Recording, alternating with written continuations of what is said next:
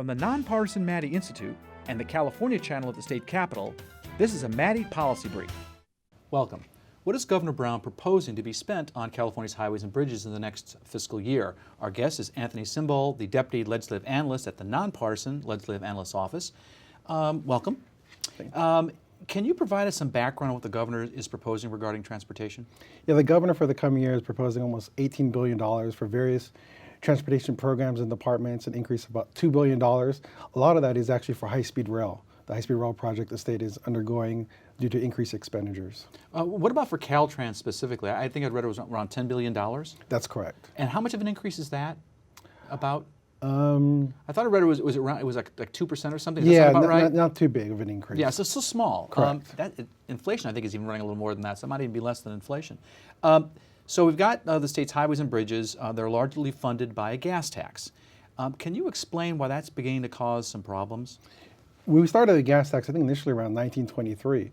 But over time, the types of vehicles that people are using have changed. We've gotten more fuel-efficient vehicles. So the gas tax isn't so much a close relationship of like a road user charge. In other words, people could still be driving the same miles we were 20, 30 years ago, but they're using less gas.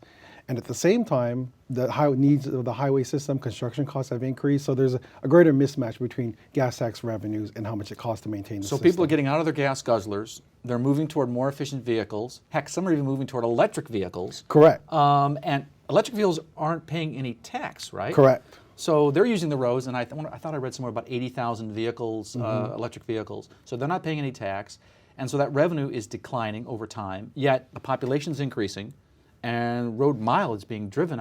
That's probably still pretty high. Yeah, and the highway system is getting older. Getting older, right? Yeah, my recollection was most of the system was built like in the 60s and 70s, correct, and 80s. Yeah. So anyway, so as a result, there's been this attempt to look at what's called a user fee. I think it's formally known as a road usage charge, user fee, in place of a gas tax. And now Oregon has attempted to do this, this road usage fee. How does it work there? So correct. Oregon is actually the only state so far to implement some sort of mileage-based fee or road user charge. They did two pilot programs, one in 2001 and one in 2012, to examine different challenges. Privacy issues came up, sort of the type of equipment.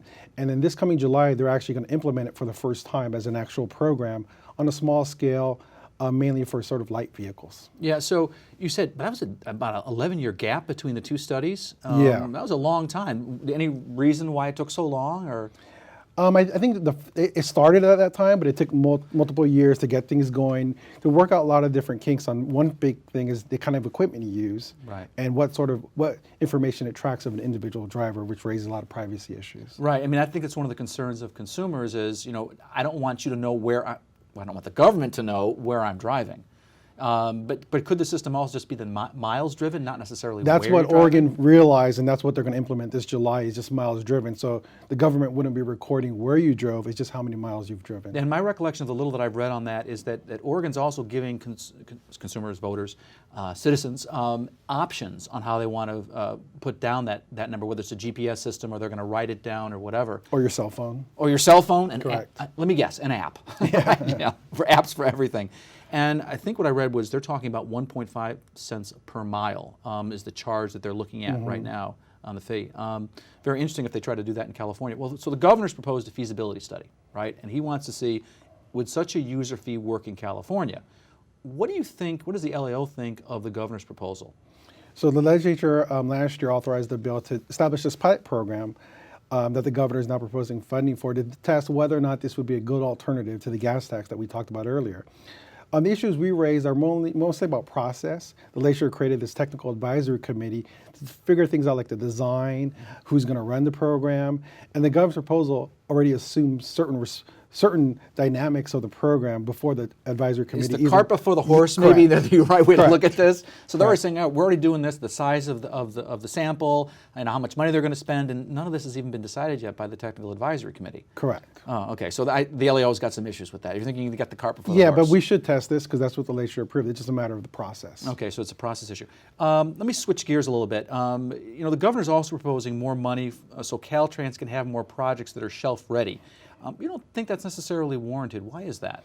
Well, so Caltrans, they're requesting some resources to have the shelf of projects to the extent there's unexpected funding. So not funding that we're planning, like if the federal government, after making allocations to state, there's some extra money left over because a certain state didn't use all of its allocation. Right. Well, over the years, we've been able to use that money without having a shelf of projects. So we don't think it's necessary, and we don't think it's cost effective because you could still be waiting for money, and yet you have to update the projects periodically. Right, because if you have a product that's shelf ready, of course, it might be a year later, and Correct. environmental conditions have changed, maybe capacity needs have changed, and so having it shelf ready is not really shelf ready because you still got to go back and tweak it. And so your concern is maybe too many things on the shelf. Yes.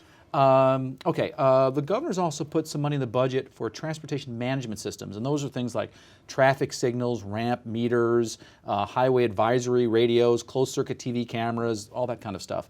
Was it too much, too little, or just right, in your opinion? Well, he's got two proposals. One is to propose those money to just maintain what we currently have. We think that's a good thing because these things help deal with traffic flow. Then his other proposal is to do pilot programs and test how effective these things are. We're just requesting they have more details and information the legislature does before they approve it. For a more in-depth analysis of this and other public policy issues important to Californians, please log on to our website at maddyinstitute.org and click on the Policy Analysis tab.